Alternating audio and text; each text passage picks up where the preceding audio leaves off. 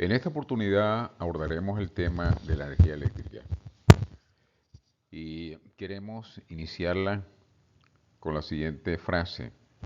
Es difícil imaginar la vida actual sin energía eléctrica. Es decir, donde quiera que nosotros, en nuestro entorno, donde quiera que volteemos, vamos a encontrar pues la energía eléctrica de alguna forma u otra prestándonos un servicio o ejerciendo o permitiéndonos ejercer una actividad. En fin, la energía eléctrica hoy en día está en todas partes. Y queremos enfatizar sobre lo que significan los conductores eléctricos en, en la generación, en la transmisión, en la transformación del consumo de energía eléctrica. Digamos que si hablamos de energía eléctrica, estamos orientados hacia el papel que desempeñan dentro de la energía eléctrica los conductores eléctricos. En las figuras de la derecha vemos en la parte superior unos cables eléctricos y dice power cables, que son cables de potencia. Pero el universo de los conductores eléctricos o de los cables eléctricos no solamente está limitado a los cables de potencia, sino que su variedad es lo suficientemente amplia y hay un cable eléctrico para cada aplicación. Hablando de energía eléctrica, en nuestro ámbito tenemos que mencionar a un gran consumidor de energía eléctrica. En este caso es Alcasa o Aluminios del Caroní, una planta que está ubicada en Guayana y que representa una parte importante dentro del Producto Interno Bruto en cuanto a la producción de aluminio. De igual forma, tenemos a Sidor, que es una planta eléctrica no dedicada al aluminio, sino dedicada a la producción de acero, otra de las grandes materias primas que se utilizan hoy en día para diferentes aplicaciones. Pero no solo está presente energía eléctrica en los procesos industriales, también nos la conseguimos a diario, digamos, iluminando, eh, digamos, creando paisajismo, como es este caso de la Plaza Altamira, y también utilizada de otra forma, por ejemplo, como energía mecánica.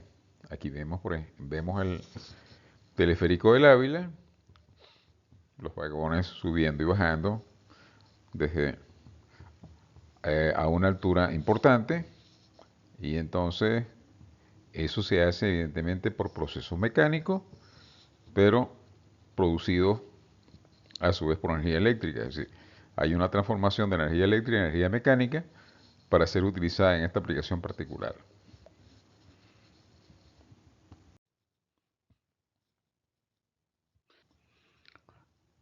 Continuando con el tema de energía eléctrica y sus aplicaciones, no podemos dejar de mencionar el Metro de Caracas, digamos el medio de transporte más utilizado en la zona urbana.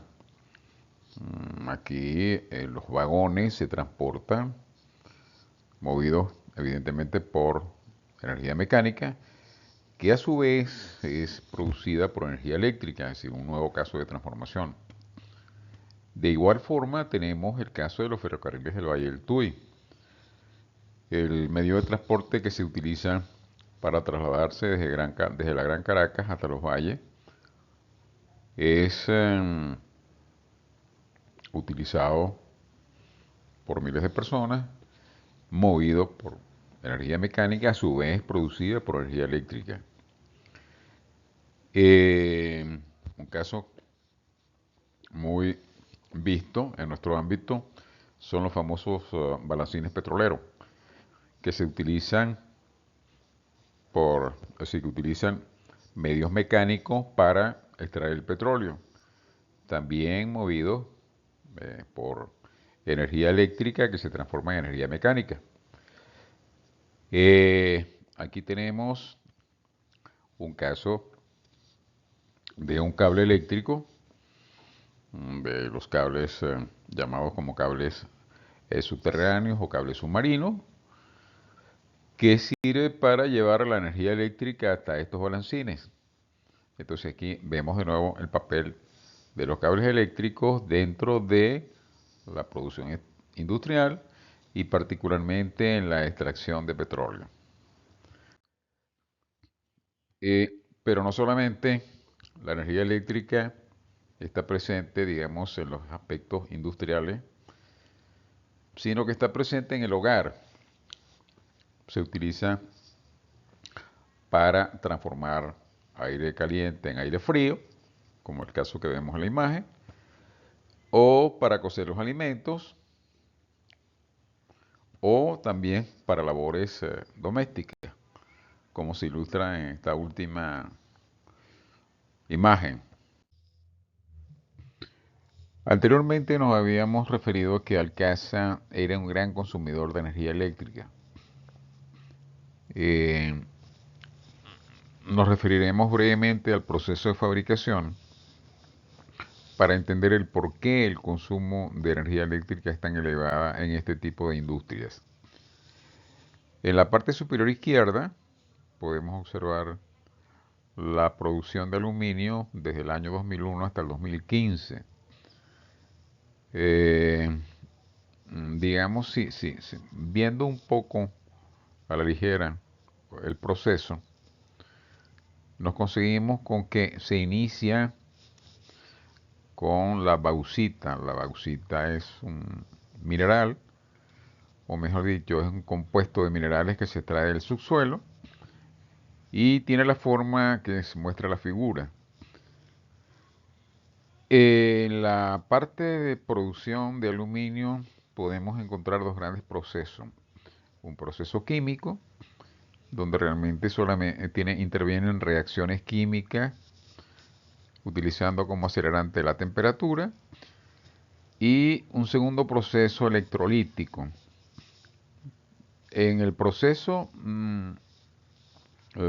químico, que es el primero de los que mencionamos, el esquema que se presenta es el siguiente. Se inicia con la bauxita y finaliza con la alúmina, que es el óxido de aluminio. Si ya en la etapa final de este proceso químico, después de varios procesos o varias actividades de decantación, se obtiene el óxido de aluminio, que es lo que se denomina la alúmina, que es el material de entrada para el segundo proceso, que es el proceso de electrólisis, que es el que veremos cuando finalicemos el que estamos tocando en este momento.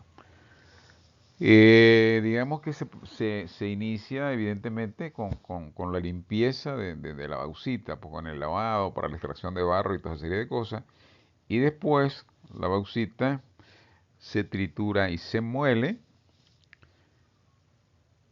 eh, tal como indica la primera flecha. Posteriormente hay un proceso que se llama un proceso de digestión en el cual se mezcla con otros componentes para llegar a un tercer proceso de decantación, donde se extraen las impurezas, entiéndase el óxido de hierro y otros elementos que se decantan en este caso por gravedad.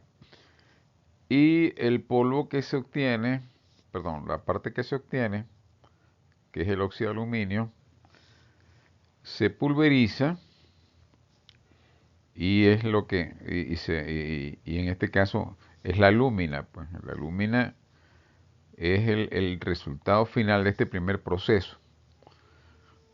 Esto es óxido de aluminio. En el proceso electrolítico, ese óxido de aluminio se mezcla con otras sustancias, se licúa y ahí en ese punto se inicia la parte electrolítica, que es el proceso de separación del aluminio del oxígeno. Evidentemente se utilizan se utilizan cátodos y ánodos, cada uno de los cuales realiza la función. Hacia el ánodo se va el oxígeno, que se mezcla con el carbono del cátodo, se produce el dióxido de carbono y se expulsa la parte líquida queda que el aluminio como tal se decanta y se vacía en las lingoteras. Y ahí es donde se obtiene, digamos, ya el aluminio como producto final. Como vemos en el primer proceso, en el proceso químico, se generan altas temperaturas, es decir, ahí hay una conversión de energía eléctrica, energía calórica. En el segundo proceso, ya es un proceso donde la electrólisis, la palabra electrólisis es una palabra compuesta, viene de la palabra griega electro, que es electricidad, y lisis, que es separación. Es decir, es la electricidad separando componentes. Al igual que se aplica en este caso para la lúmina, se puede aplicar para muchas sustancias químicas. Por ejemplo, funciona en el caso del cobre, funciona en el caso de la hidrólisis del agua. En fin, hay una cantidad de aplicaciones de este proceso eléctrico donde la electricidad realmente ejerce ese papel de separación. Entonces, digamos, se convierte en un agente químico de cierta forma y ahí se consume grandes cantidades de energía. Ahí es la parte más intensa, por la parte que requiere más consumo. Se generan corrientes muy elevadas. Estamos viendo, estábamos hablando de miles de amperios, donde realmente la energía eléctrica es un componente muy importante del aluminio. Para tener una idea de qué tan importante es la energía eléctrica, veamos que para producir un kilo de aluminio se necesita 15 kilovatios hora. 15 kilovatios hora equivale a 150 bombillos de 100 vatios prendidos durante una hora. Es decir, una energía considerable. Pensemos en lo que significan estos 150 bombillos en una fila prendidos por una hora, ¿no? Yo creo que dan para iluminar un buen sector. Haciendo, digamos, cálculos y jugando con estos números, si nosotros requerimos sacar 30 kilos, esto generaría 400, esto serían requeridos 30 por 15, 450 kilovatios hora.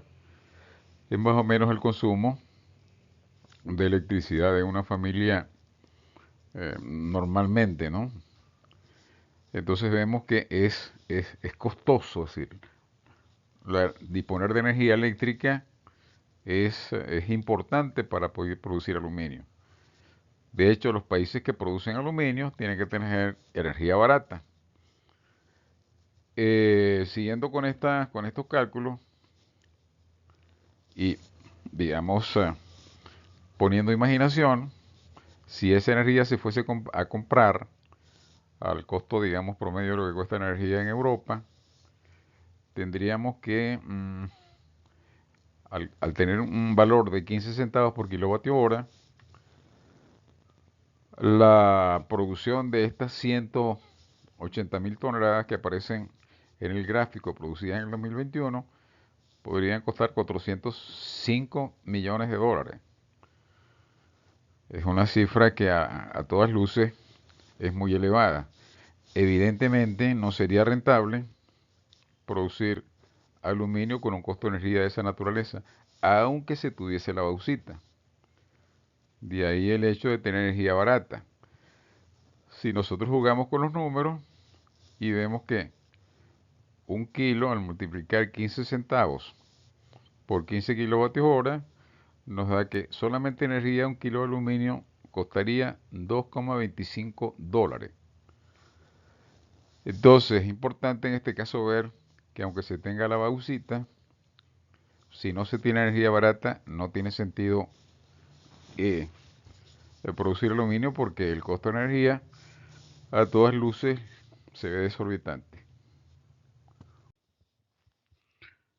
Bueno, echemos un vistazo al otro nuevo, al otro gran productor o al otro gran consumidor de energía eléctrica. En este caso hablamos de Sidor. El proceso de obtención de acero es, digamos, un poco, no más simple, sino realmente no requiere, es un solo proceso, o digamos es un proceso en cadena, o un proceso en tándem, donde se inicia con la, digamos, con la materia prima, también extraída del subsuelo, y a través de diferentes procesos, pues, en los que se utiliza temperatura, se va depurando, pues, la mezcla hasta obtener el acero, pues, que tiene diferentes presentaciones. El esquema es muy, o es muy, no, es más sencillo que lo anterior y ofrece menos, aparentemente menos complicaciones visibles, ¿no? En este caso, eh, nos interesa más que visualizar el costo, ¿no? La literatura, o la información que encontramos de las diferentes fabricantes nos indican que producir un kilo de acero está en el orden de los 4 kilovatios hora, ¿no? Entonces vemos que es sensiblemente inferior al del aluminio. En este caso, volviendo al ejemplo de los bombillos, diríamos que sería equivalente a 40 bombillos de 100 vatios, pues prendidos durante una hora. Ya no son 150, sino que son 40 bombillos. 150 en el caso que vimos del aluminio.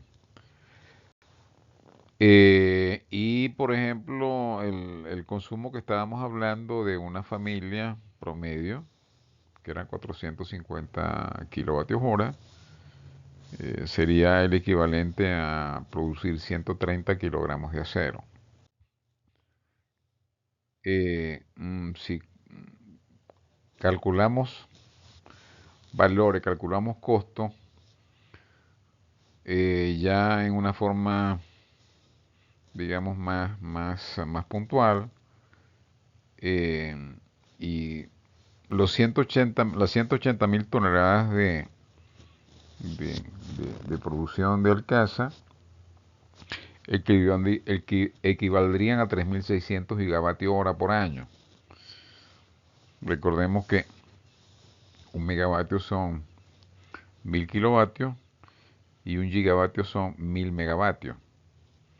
Entonces ya esto es una cifra bastante alta y se maneja pues cuando hablamos de consumos de grandes sectores, de grandes ciudades, de grandes regiones. Es decir, no, esto ya es una cifra bastante respetable. Volviendo a aplicar la tarifa esta irreal de 15 centavos por kilovatio hora, así que sería una tarifa residencial, vimos que para el caso de Alcasa sería 405 millones de dólares al año.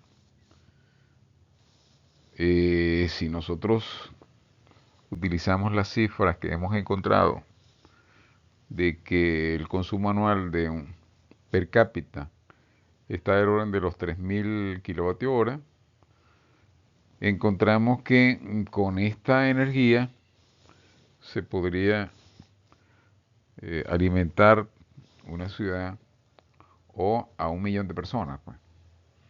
Entonces vemos que es una cifra bastante respetable cuando hablamos de consumo. En el caso de Sidor, y si hablamos de unas 5 millones de toneladas, que sería la capacidad instalada, hablamos de a un consumo por kilo de 4 kilovatios hora, vemos que ya esta cifra es aún más respetable que la anterior. Estamos hablando de 16.000 gigavatios hora. ya esto equivaldría en términos de capital a 3.000 millones de dólares por año y suficiente para el consumo requerido por 2.7 millones de personas. Vemos que este tipo de industria requiere un gran consumo de energía y que esta energía, para que el producto sea rentable, tiene que ser energía barata. Digamos que esta podría ser la conclusión de esta parte. Hemos querido abordar esto de los grandes consumidores para formarnos una idea, pues, de lo que significa el consumo de energía por parte de las grandes industrias y lo que esto representa en términos monetarios. Las grandes ciudades tienen consumos similares o regiones tienen consumos similares. Es decir, la energía eléctrica es algo que está presente en todas partes y con este caso, digamos, de las dos grandes industrias que son grandes consumidores, hemos querido puntualizar lo importante que es y el costo que ello representa, pues, para el país.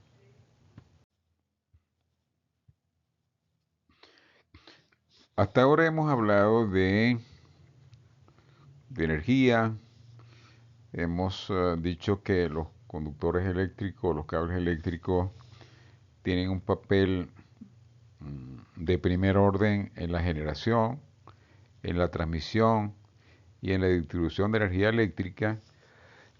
Y vamos a ver en este esquema, aquí tenemos todos esos elementos, digamos, interactuando. La generación, aquí podemos ver la palabra central en el gráfico. Ahí es donde se produce energía eléctrica. En este caso hemos hecho referencia o hemos buscado la imagen de una central hidroeléctrica donde, como se visualiza, el agua al caer hace que se muevan unas turbinas, siempre visualizando donde dice central y la proyección de la línea. Ahí vemos la turbina, vemos el generador, ahí es donde se produce la energía eléctrica. Por un proceso de transformación de la energía mecánica o la energía potencial que tiene el agua, al caer es capaz de mover esta turbina y la turbina mueve el generador. El paso siguiente es la transformación. Esa, esa energía tal cual se produce, hay que transformarla. Transformarla significa llevarla a los niveles adecuados. Por ejemplo, si yo tengo generalmente el voltaje al cual se produce no es el mismo voltaje al cual se transmite. Entonces yo tengo que transmitir a un voltaje diferente porque voy a recorrer grandes distancias y ese voltaje, parte de ese voltaje, digamos, se va a perder en esa transmisión. Después después de la estación de transformación, tenemos algo que dice tendido eléctrico. Ese es el sistema de transmisión. Es decir, esa energía que se produce en la central se transforma para poderla transmitir por por estas líneas que aparecen ahí, que son aéreas, y y aparecen designadas como tendido eléctrico. Evidentemente ese voltaje con el que yo transmito no me va a servir para ser usado. Entonces hay de nuevo una estación transformadora que me lleva ese voltaje a los sitios de consumo. Y después en esos sitios de consumo, que son los edificios que aparecen, las fábricas que aparecen, en fin, las residencias que aparecen, ahí es donde se va a consumir la energía que se produce en una central que puede estar a cientos de kilómetros de donde se me consume. Es decir, casi nunca o muy pocas veces los centros de generación están en los centros de consumo. Los centros de consumo están alejados de los centros de generación y hay que tener todo un esquema de transmisión para llegar a los centros de consumo. Ahí es donde los conductores eléctricos ejercen ese gran papel de transportar esa energía eléctrica hasta los centros de consumo. En el esquema anterior se ha visto las diferentes etapas a considerar en el proceso de generación hasta el consumo de la energía eléctrica. El consumo, cuando decimos consumo, hablamos de su conversión en otro tipo de energía.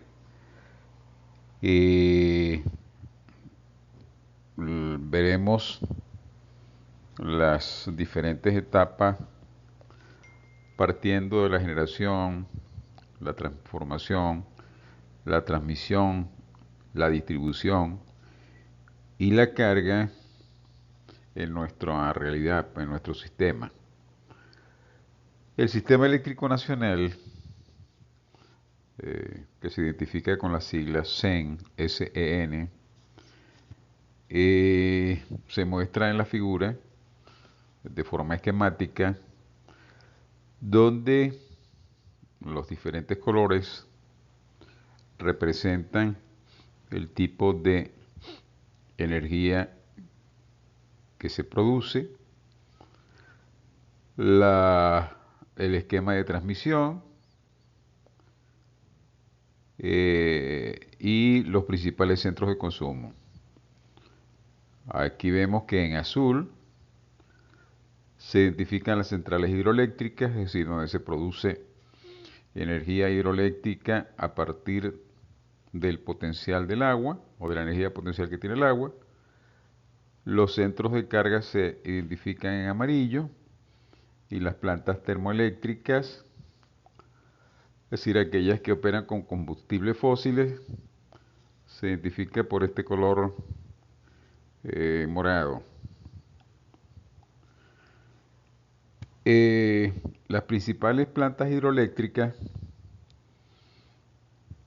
son Guri y Macagua, amén de algunas otras que están en la misma zona, en el mismo cauce del Caroní. Después tenemos Uribante Caparo y por último tenemos Planta Páez. Guri, como todos sabemos, está ubicado en la región de Guayana, Uribante Caparo y Planta Páez en la región de los Andes, lo cual indica que entre Guri y estas dos últimas plantas hay una gran distancia, cosa que es muy conveniente desde el punto de vista de estabilidad de los sistemas eléctricos, porque tener concentrada en un solo punto toda la generación no es prudente para efectos de estabilidad de los sistemas eléctricos. Después tenemos las plantas térmicas o las grandes plantas térmicas. Habrá otras muchas más pequeñas, pero estas son las más relevantes. Tenemos Atacoa en el litoral central, tenemos a Planta Centro en el litoral carabobeño y después tenemos en el estado Zulia la planta Ramón Laguna y la planta Urdaneta. Entonces estas grandes plantas son las que, digamos, producen la energía o generan la energía necesaria que requiere el país. Por supuesto, después viene la otra parte que es la transformación, es decir, transformar esa energía para transmitirla hasta los centros de carga. Eso requiere de grandes líneas de transmisión que cubren distancias importantes Por ejemplo, de Guri al centro hablamos de más de 700 kilómetros y de Guri al estado Zulia hablamos de 1200, 1300 kilómetros. Entonces, como ustedes ven, la energía, en este caso de Guri, queda a distancia importante de los mayores centros de carga, digamos, urbanos. Después tenemos los centros de carga que están identificados en amarillo, están identificados por regiones. Tenemos la región de Guayana, donde están las grandes industrias que hemos mencionado anteriormente, entiéndase Alcázar e Isidor. Después la región oriental, los estados del oriente del país, Anzoátegui, Sucre, Monaga. Aquí después en secuencia tenemos la isla de Margarita y eso que vemos ahí, esa línea que une a Margarita con tierra firme, es un cable submarino. Después como grandes centros de carga pues tenemos toda la región central, la región occidental, la región centro-occidental, en fin, ahí están esquematizadas las principales regiones como centros de consumo. Eh, Nosotros hemos puesto ahí las líneas de transmisión de diferentes niveles y por supuesto la energía que se transmite es proporcional al nivel a la cual se transmite. Como entendemos o como entenderemos, estos centros de carga están conectados al centro de generación a través de toda una red de líneas. A nivel de 230.000 voltios, o sea, 230 kilovoltios, tenemos 5.700 kilómetros de línea. A nivel de 400.000 voltios o 400 kV, tenemos 4.200 kilómetros de línea. Y a nivel de 765.000 voltios o 765 kV, tenemos 2.800 kilómetros. Entonces, vemos que los centros de generación y los centros de carga están conectados a través de grandes líneas de transmisión. Las plantas hidroeléctricas que mencionamos, entiéndase Guri, Planta Páez, Uribe Antecaparo, son plantas donde se produce energía barata, es decir, energía producida por la caída de agua o por la energía potencial que tiene el agua y por supuesto no se utilizan combustibles fósiles. Es energía desde el punto de vista de producción barata, pero requiere de grandes inversiones, como habíamos comentado anteriormente. Si bien el costo del combustible no existe como tal, sí requiere pues de nuevo de grandes inversiones, grandes represas, turbinas,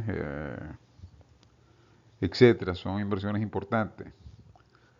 Las plantas térmicas utilizan combustible fósil y el costo de la energía, pues el costo como tal es apreciable. Lamentablemente no en todos los sitios se pueden construir plantas hidroeléctricas y es necesario recurrir a la construcción de plantas térmicas. Esto en sí es lo que se conforma un sistema eléctrico y es lo que nosotros hemos resumido en esta diapositiva. Hablemos de generación hidroeléctrica. Bueno, la palabra es lo dice todo, ¿no? Hidroeléctrica, es decir, es la producción de electricidad utilizando el agua como elemento motor. Es decir, estamos tomando ventaja de que el agua está a un nivel por encima de donde queremos producir, donde tenemos las unidades para producir electricidad, y la caída de agua conjuntamente con el volumen va a determinar la cantidad de energía que se produce. Evidentemente estos grandes embalses tienen un gran volumen y digamos, tiene mucha energía almacenada, pues si lo vemos como energía. Aquí tenemos una vista de una hidroeléctrica con la caída de agua respectiva. Claro, ahí el agua que está saliendo es agua que se está, es agua que se ve que se está, mm, es agua que se está botando, evidentemente, porque los embalses se llenan y se rebozan. Pero el propósito de esto no es botar el agua, es decir, claro, hay que botarla porque ya no cabe más en el embalse. Pero el agua llega a donde están las turbinas y es la que impulsa pues el movimiento de la turbina. Aquí tenemos una sala de una central hidroeléctrica, una sala interna donde lo que aparece es la parte superior de la turbina. Ahí, debajo de cada una de esas, digamos, capucha, pues está una turbina instalada. Y entonces, bueno, lo que se trata de mostrar ahí es lo pulcro pues, que puede ser una central hidroeléctrica, porque evidentemente no hay combustibles fósiles, ¿no? Entonces eso es una visión, pues para que nos demos una idea general. Ahora, lo que queremos visualizar es cómo es el proceso de conversión de energía potencial en eléctrica. Es decir, estamos hablando de que la caída de agua puede impulsar el movimiento de una turbina. ¿Y cómo lo hace? Bueno, aquí lo podemos visualizar. Evidentemente por gravedad, el agua fluye, mueve los álabes de la turbina y a su vez mueve el generador, que es el que produce la electricidad. Y a su vez, lo que se simula ahí de esas partículas que se están moviendo a lo largo de la línea no es lo que podemos ver. Sencillamente eso es lo que sucede y de lo cual evidentemente no lo podemos visualizar, ¿no? Porque no tienen esa magnitud que aparecen en la gráfica. Pero esto es sencillamente, así es como se da el proceso. Evidentemente se toma ventaja de que, bueno, todos de alguna manera hemos tratado de pasar una corriente de agua, pues sentimos que el agua evidentemente nos empuja, ¿no? Es el mismo efecto que se logra con esto. Es decir, el agua ahí actúa la gravedad y el agua cae y en su caída pues mueve la turbina, pues que es giratoria. Esta es la forma como se produce la electricidad con el movimiento del agua, pues.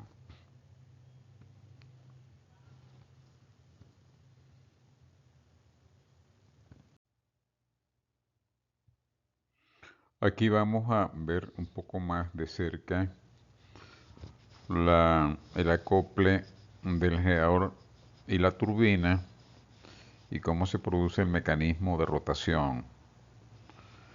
Vemos que hay una entrada de agua que mueve los álabes de la turbina.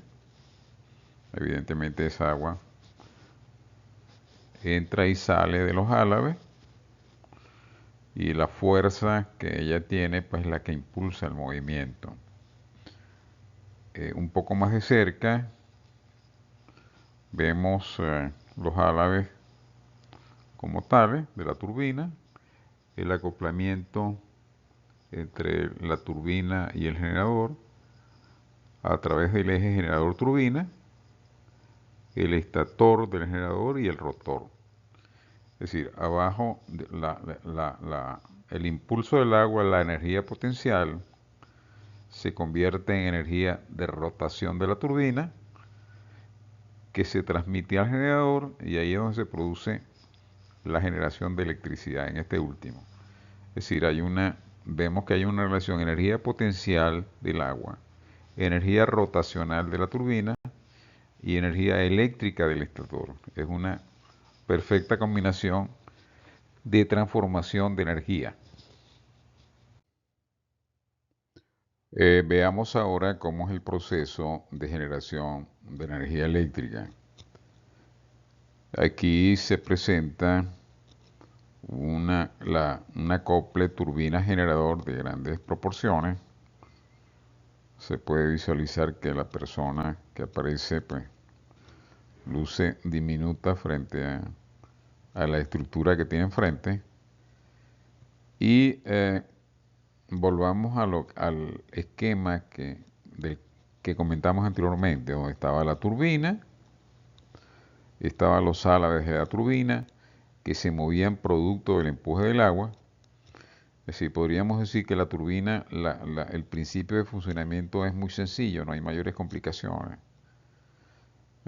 Claro, las turbinas son sencillas en cuanto a funcionamiento, pero robustas, pues porque están sometidas a grandes esfuerzos mecánicos.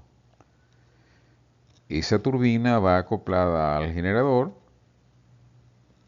y dentro del generador hay dos elementos importantes. Está el rotor y está el estator. El rotor es el que gira con la turbina porque está acoplado en el mismo eje y el estator es fijo, pues. Entonces veamos cómo se produce ese fenómeno de generación de la corriente o generación de energía eléctrica. Ese estator está, está dentro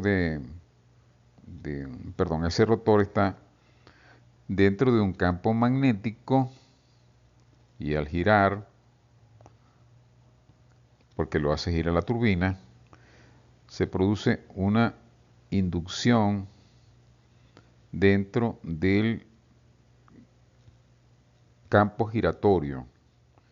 Y eso es lo que da origen a una corriente eléctrica, es decir, un campo magnético existente, fijo, y un conductor eléctrico que se mueve dentro de ese campo magnético, lo cual induce un voltaje, en este caso un voltaje, en este caso un voltaje monofásico porque es una sola señal y tiene la forma que se indica arriba, pues tiene un valor máximo, un valor mínimo, perdón, un valor positivo, un valor negativo, ambos máximos, y pasa por cero. Eso es lo que nosotros conocemos como un voltaje alterno. En este caso, un voltaje monofásico, pues se está generando una sola señal. En la práctica, los grandes generadores están diseñados para voltaje trifásico. Pues, dentro del estator hay tres arrollados y esos tres arrollados en cada uno de ellos se induce un voltaje y es lo que conocemos como voltaje trifásico. Esto es tema de un análisis más detallado, pero lo que queremos presentar es la transición de esa energía mecánica en energía eléctrica y evidentemente sin los conductores eléctricos esto no es posible. Aquí hay conductores eléctricos involucrados en ese proceso de transformación de energía mecánica en energía eléctrica.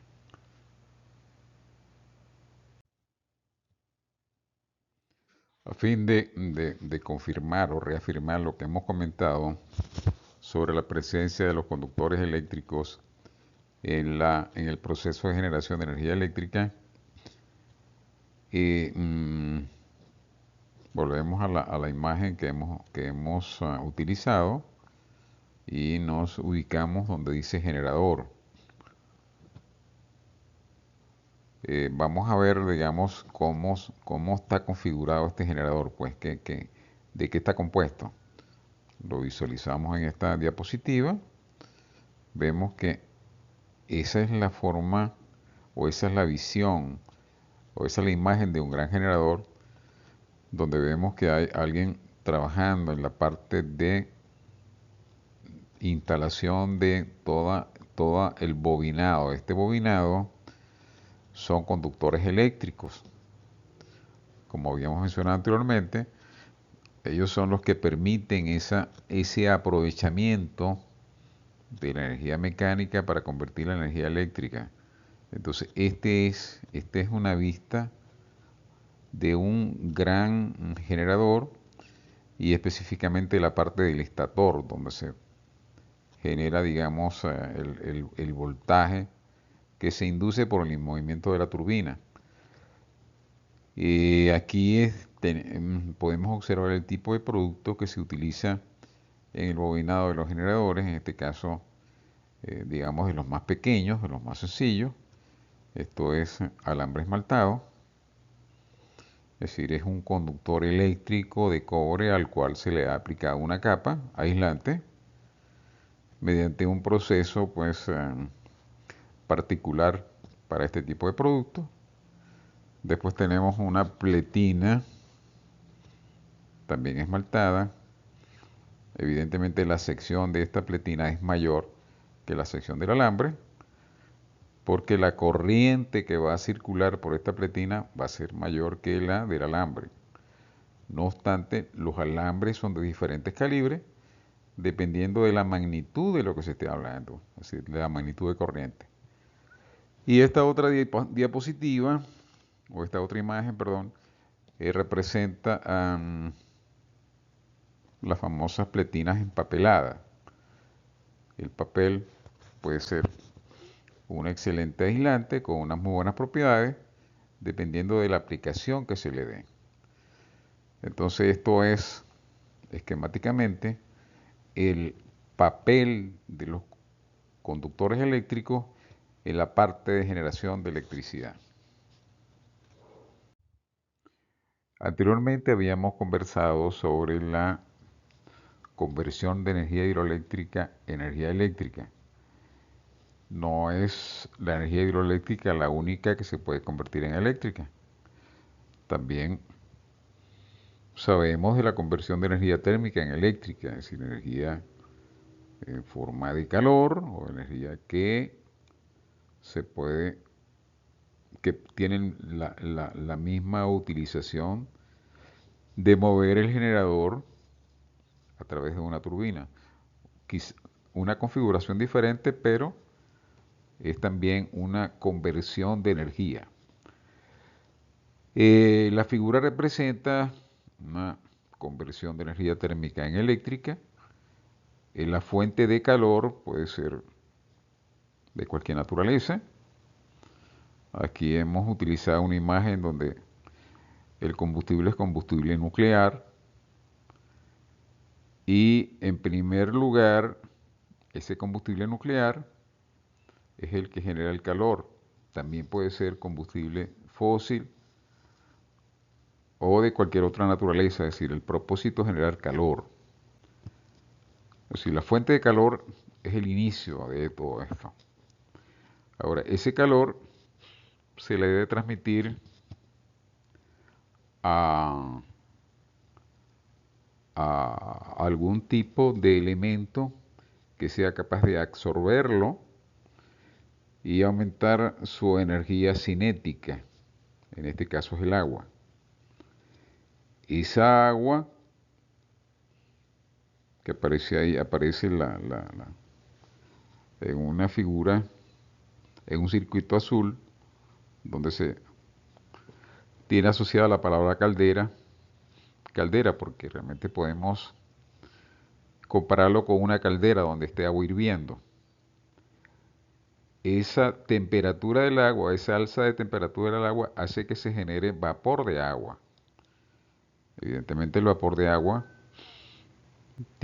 son moléculas de agua que se mueven a una velocidad mayor porque adquieren la energía cinética que le transfiere el calor. Entonces al convertirse en calor, se mueven en el circuito rojo, van hacia la turbina,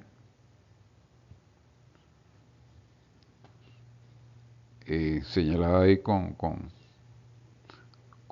esa línea azul, y hacen que la turbina se mueva.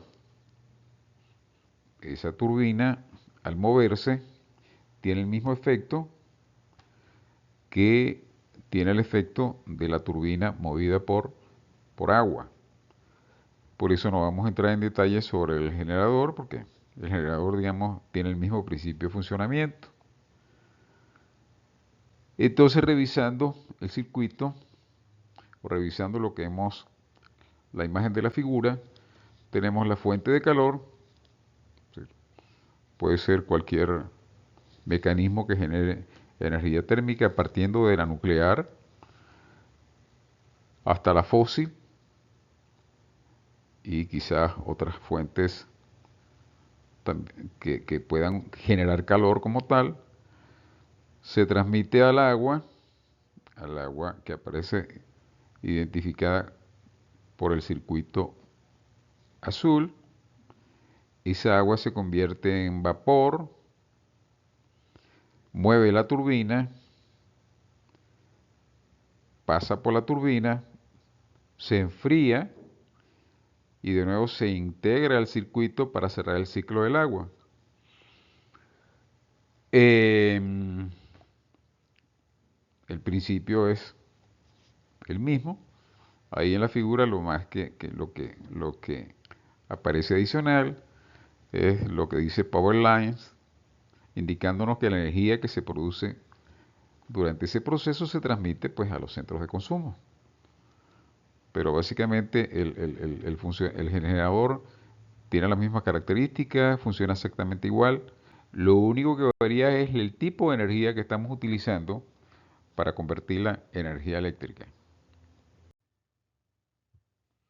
Hasta ahora hemos comentado la parte de generación, algo de transmisión, pero debemos de alguna forma hacer una referencia a la transformación y ver de manera muy sucinta, pues de manera muy leve cómo funcionan los transformadores, porque estos equipos tienen una teoría que no es, cuando se entra más allá de lo básico, tienen una teoría compleja, ¿no? Un transformador es algo como lo que vemos en la figura, donde evidentemente hay de diferentes capacidades dependiendo de los bloques de energía que se manejen. Es decir, un transformador que para una tensión, por ejemplo, llevar un voltaje de 765.000 voltios a 400.000 voltios tiene unas dimensiones muy diferentes al transformador que normalmente estamos acostumbrados a ver pues, en los postes de servicio eléctrico. O sea, un transformador trabaja de la siguiente forma. Aquí dice How Transformers Work. Un, un tipo sirve para incrementar el voltaje. Es decir, si salimos, si en Guri generamos a un voltaje y esa energía hay que traerla hasta el centro, se requiere elevar ese voltaje para poder transmitir a una distancia tan grande, pues como sería transmitir desde Guri hasta el centro. Eso es lo que se denomina como un transformador elevador, es decir, sube el voltaje de un nivel a uno superior para efectos de transmisión. Cuando el voltaje se aumenta, la corriente disminuye. Entonces, es lo que dice ahí, voltage increase, current decrease. ¿Por qué necesitamos disminuir la corriente? Porque esa corriente es la que me va a producir pérdidas en el proceso de transmisión. Entonces lo que se busca es reducir las pérdidas en transmisión. Por eso es que la corriente se sube el voltaje y al subir el voltaje disminuye la corriente. Y eso me permite transmitir mayor potencia y menor pérdida.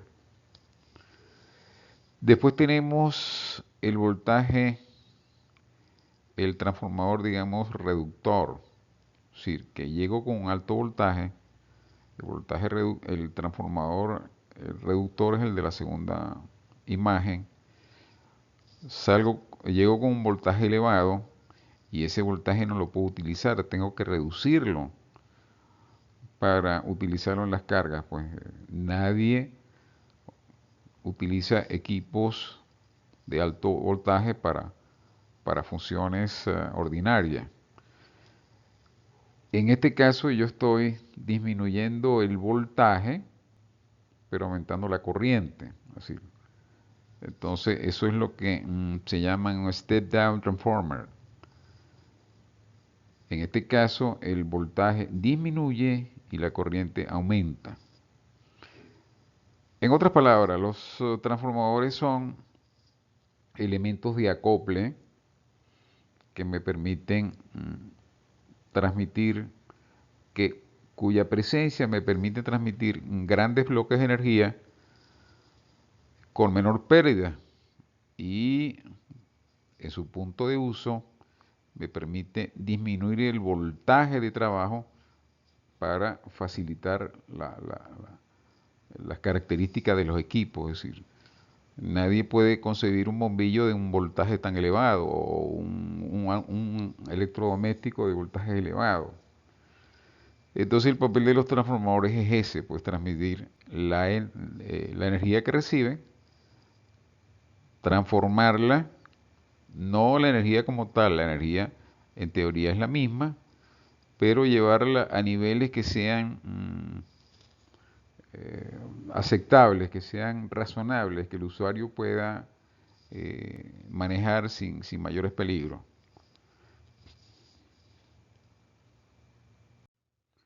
Veamos cómo se lleva a cabo el proceso de transformación en un ejemplo muy sencillo, en un transformador de un solo núcleo con dos arrollados, el arrollado primario y el arrollado secundario. Aquí tenemos una imagen de cómo se vería el ensamblaje. Vemos los dos núcleos, o vemos el núcleo que hablamos con los dos arrollados, que son las dos columnas que aparecen, digamos, visibles y en las que se ha colocado ya el conductor eléctrico. Sí. En este caso hay un primario que es donde llega la energía y un secundario que es por donde sale la energía. Y recordemos que la idea es transformar de un voltaje a otro. En el caso de que sea un transformador reductor, se baja el voltaje. Y en el caso de que sea un transformador elevador, se sube el voltaje. La imagen de la derecha se transforma en la imagen del centro una vez que este transformador está ensamblado y aquí lo tenemos en operación. ¿Qué conductor eléctrico utilizar? Bueno, puede ser un alambre esmaltado para núcleos con ciertas características.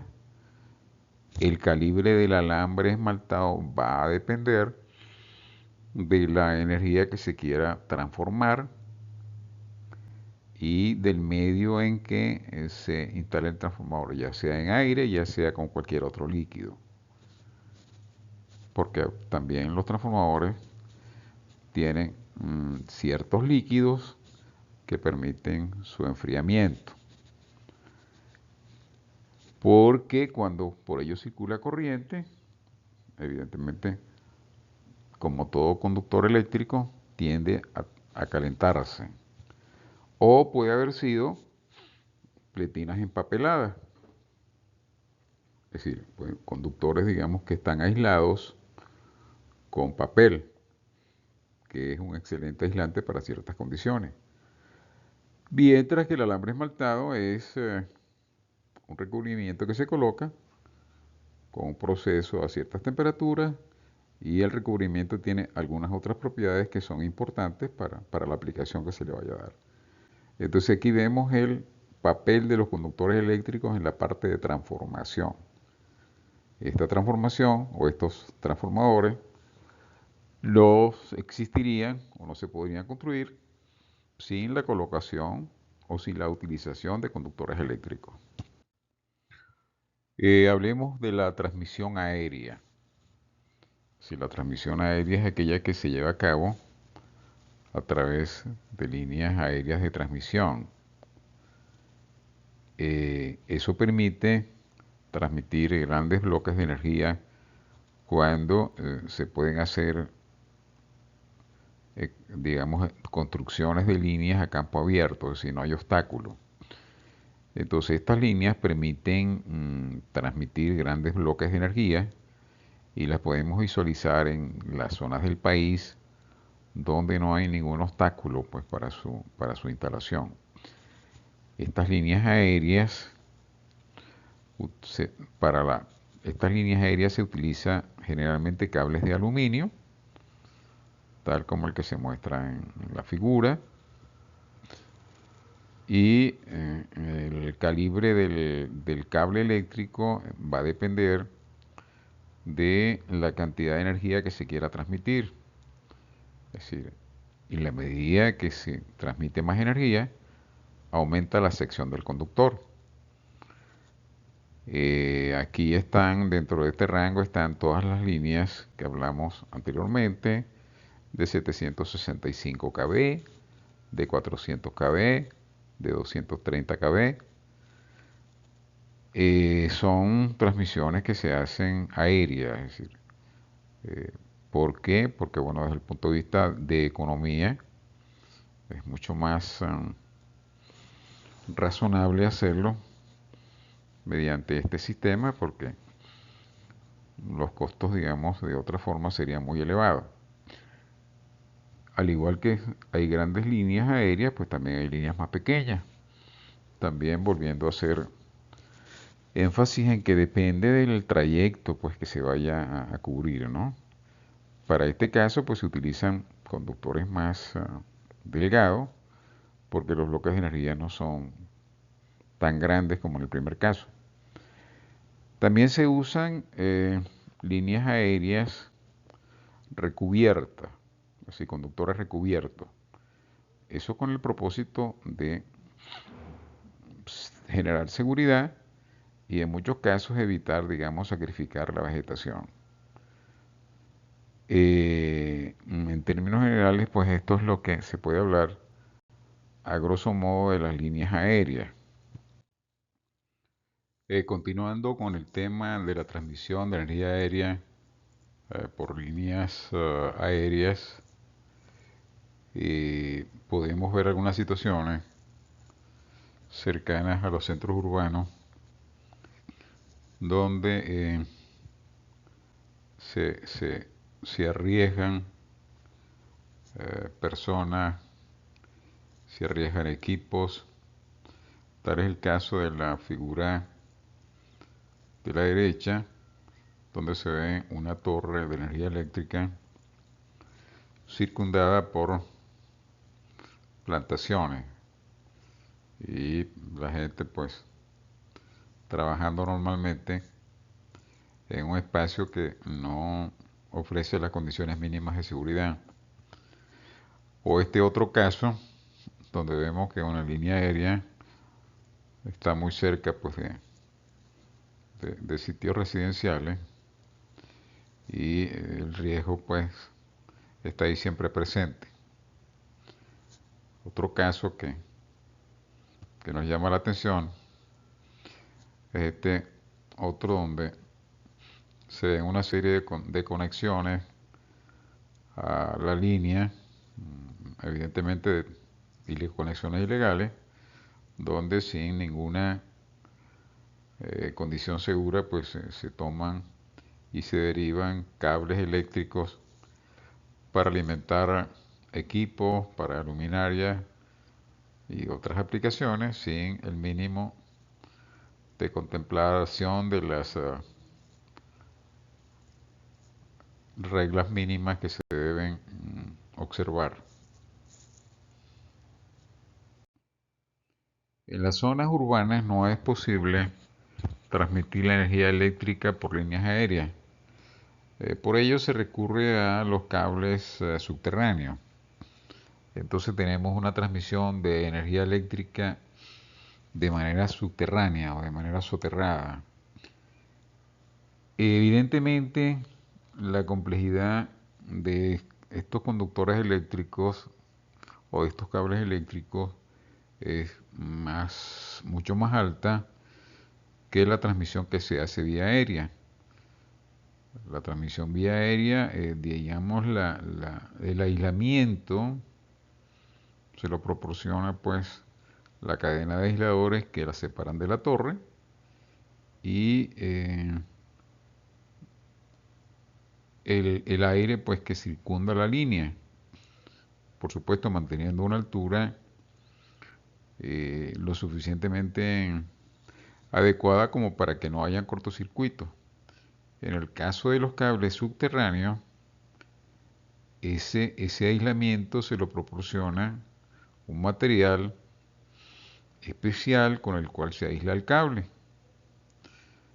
Por supuesto que este material es costoso, la fabricación del cable es mucho más compleja y su instalación y operación tiene una complejidad mucho más elevada que la que puede tener una línea aérea. Ahí tenemos en la figura una, una ruta compleja, digamos, de una instalación de cable subterráneo.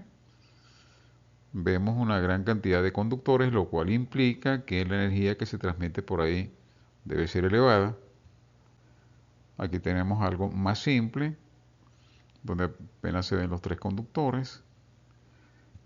Y aquí ya, digamos que a cielo abierto, también se está haciendo una instalación de este tipo, que evidentemente después llevarán un recubrimiento pues, de los cables para protegerlos de cualquier acto que los dañe.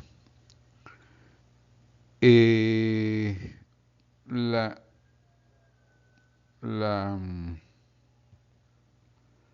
la complejidad del cable va en función del voltaje que se transmita y se trata de reducir o confinar 230.000 voltios o 115.000 voltios o 69.000 voltios en un aislamiento que puede ir de pocos milímetros a unos pocos centímetros, lo cual significa que eh, la, la- la- la complejidad de este producto pues es elevada.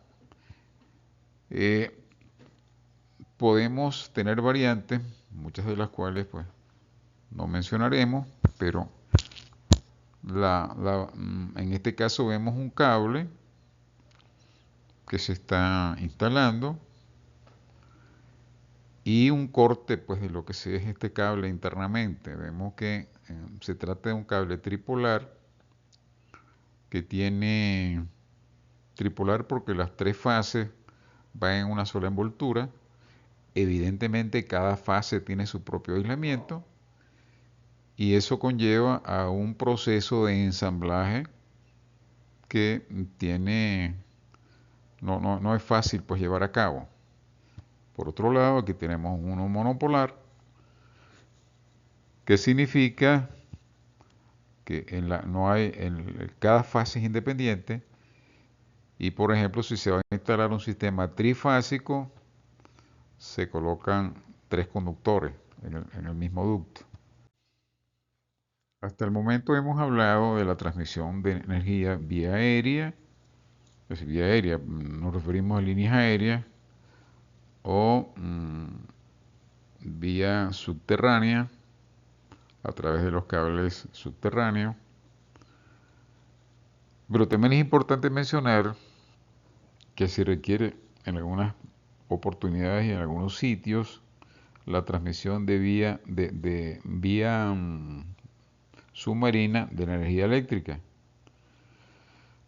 ¿Por qué? Bueno, porque podemos tener una isla cercana que es necesario suministrar energía, o podemos tener una plataforma petrolera, o podemos tener intercambio entre dos islas.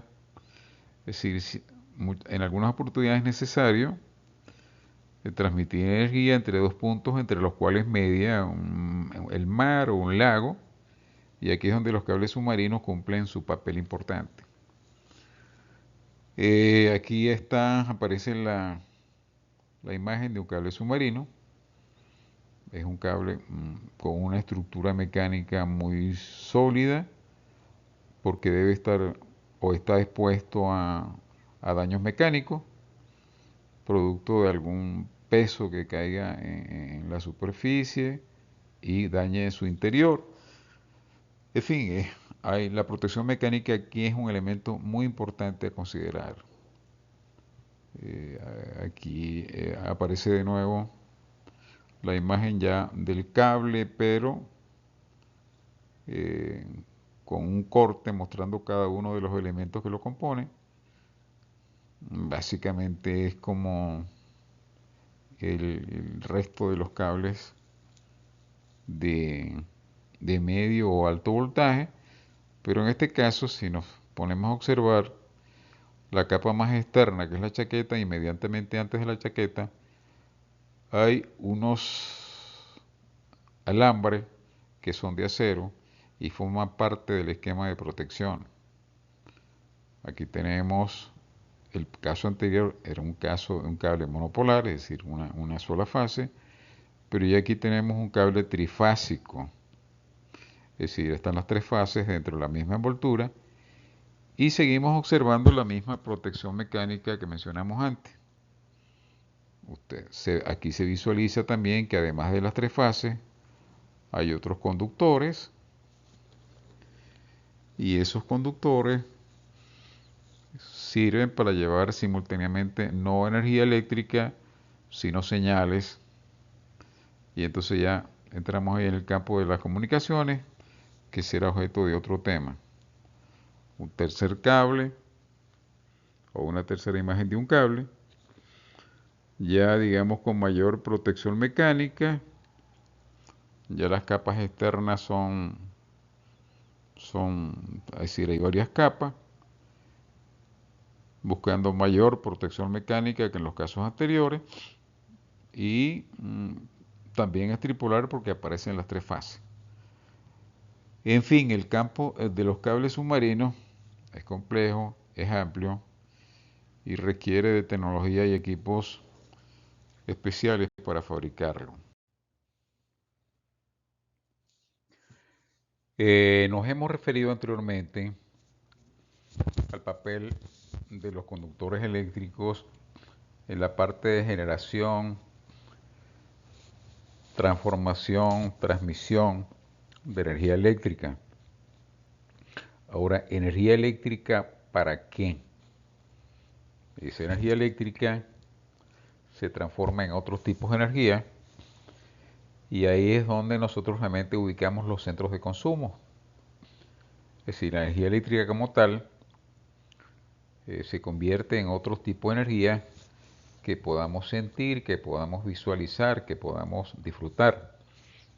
Aquí tenemos el caso de un bombillo. La energía eléctrica en ese bombillo se transforma en energía luminosa. ¿Cómo se transforma en energía luminosa? Bueno, atravesando en cierta forma, un elemento que es altamente resistivo, se vuelve incandescente y eso es lo que nos genera calor y genera luz. Entonces esa energía básicamente esa energía eléctrica básicamente se convierte en energía lumínica. Cuando se alimenta un motor con energía eléctrica, ese motor lo que hace es girar y esa energía eléctrica se convierte en energía mecánica, que es tangible. Es la que mueve el ferrocarril que hablamos al inicio, mueve el metro, mueve el teleférico. Es decir, esa es la manifestación de esa energía eléctrica. La otra forma que se manifiesta es como calor. Cuando hablamos nosotros de las grandes industrias, observamos que se requería una gran cantidad de energía para fundir los metales. ¿Fundirlos para qué? Fundirlos para moldearlos o bien fundirlos para extraer los componentes que no nos interesaban. Entonces esa es una forma en que se manifiesta la energía eléctrica, que es calor. Entonces lo que queremos enfatizar es que la energía eléctrica como tal sirve o se transforma en otros tipos de energía que sí podemos utilizar y que son las formas de energía que nos rodean.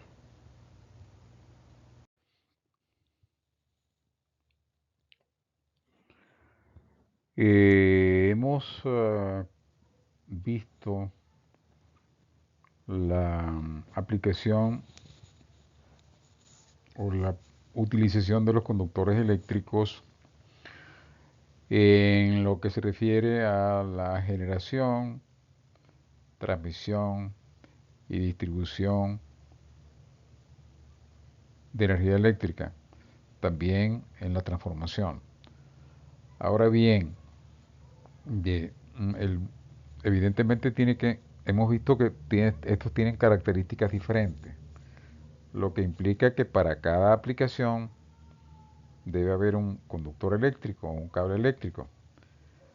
Aquí en la figura vemos imágenes de los cables utilizados en la parte industrial y doméstica. Cuando hablamos de los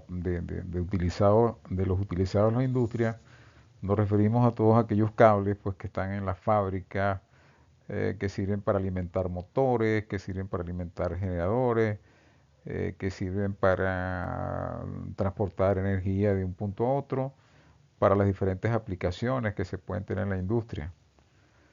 Cuando nos referimos a cables para uso doméstico, son todos aquellos que nosotros conocemos, que se instalan en las residencias, se instalan en edificios, en fin, ya están más cerca están más cerca, pues tenemos mayor conocimiento de los mismos, ¿no? Por la cercanía en cuanto al uso. Evidentemente, en este universo de cables eléctricos para uso industrial y doméstico, hay una gran variedad de colores y calibres donde cada color representa algo, obedece, digamos, a un reglamento y cada calibre viene dado en función de la cantidad de energía que se desea transmitir. Es decir, los cables, al igual que puede ser una tubería para agua, en la medida que tienen mayor diámetro, mayor superficie del conductor, pues pueden transmitir mayor cantidad de energía. También pues diseñados para cada voltaje, pues el voltaje, recordemos que es el elemento que le da el aislamiento al cable. Entonces en este sector de los cables eléctricos pues tenemos una variedad bastante grande, ¿no? Después tenemos los cables de comunicaciones. Cables de comunicaciones, las señales de comunicaciones se transmiten, en este caso pues a través de conductores metálicos, pues. Y tenemos que diferenciar en relación a las comunicaciones que se hacen a través de fibra óptica. Sin embargo, en este campo de los conductores metálicos, los conceptos de corriente, de voltaje, pues son similares a los que se manejan en el campo de la energía, solo que, bueno, los voltajes y las corrientes son mucho más bajas y las frecuencias de operación son mucho más altas por aquello de que lo que se transmite son señales. Después tenemos los cables flexibles, por ejemplo, este tipo de cable que se llama cable ascensor, porque se utiliza o va acompañando a los equipos móviles y a través de él se emiten señales. Pues. Cuando nos montamos un ascensor que queremos, digamos, quedarnos en un piso o en otro, Cada uno de estos elementos pues es quien lleva la señal a- al equipo que se está moviendo, pues igual sucede con las grúas. Las grúas horizontales pues también tienen este tipo de cable. Son flexibles y por supuesto tienen que tener una resistencia mecánica importante por aquello del movimiento continuo que están realizando. Después tenemos la imagen de un cable de media y alta tensión, que en su configuración más básica es un cable monopolar, donde aparecen los diferentes elementos que lo constituyen. Pues cada uno de esos elementos que podemos visualizar tiene una función particular. Tenemos internamente el conductor, después tenemos el aislamiento, después tenemos los semiconductivos, la cinta de cobre y finalmente la chaqueta. Hay muchas variantes y cada diseño va a depender del entorno, del sitio donde se va a instalar, de la cantidad de energía que se desea transmitir, el voltaje al que se desea operar. En fin, hay para cada aplicación hay unas especificaciones particulares. Aquí tenemos el corte de un cable submarino, que ya lo vimos con anterioridad. Un cable tripolar, ahí están las tres fases. Y aquí la gran diferencia, pues, o la diferencia notoria es que la estructura de acero de alambres de acero que está debajo de la chaqueta, en la penúltima capa, lo protege, digamos, de eventos mecánicos, pues. Recordemos que, como lo dijimos en su oportunidad, este cable está expuesto a contingencias mecánicas. Un cable muy simple, es un cable que se utiliza generalmente para instalaciones temporales. Se hace una obra y se levanta algo para proteger ciertas cosas. Este cable es de fácil instalación y tiene en una misma estructura, tiene la fase y el neutro. Después tenemos un cable flexible, o también se conoce como cables ST, donde en la misma chaqueta pueden estar dos o más conductores. Se utiliza generalmente para equipos móviles, tanto a nivel de industria como a nivel doméstico, porque tiene la facilidad de poder acompañar al equipo que estamos utilizando y alimentarlo pues en diferentes lugares.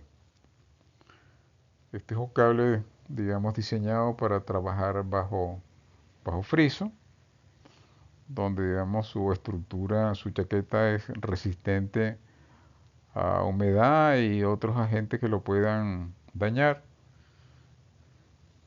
Eh, una muestra de pletinas y alambres, pletinas ah, empapeladas y pletinas esmaltadas, utilizadas como se vio anteriormente para el bobinado de transformadores, un conductor de cobre desnudo. El cobre desnudo se utiliza para líneas aéreas en ambiente salitroso o también para aterramiento de equipo. Evidentemente, el calibre dependerá de los requerimientos de la energía que pudiese transmitirse por el conductor. Aquí tenemos una imagen de barras de cobre muy utilizadas en tableros industriales a nivel de subestaciones eléctricas y a nivel de industrias. La barra por su sección puede permitir el paso de una corriente alta y a su vez permite, pues, al ser troquelada, conectarle diferentes conductores. Un carrete de alambre esmaltado, que ya vimos con anterioridad cuál es su papel, particularmente en la parte de transformadores y generadores. Y por último, una un cable de aluminio desnudo que es muy utilizado en líneas aéreas.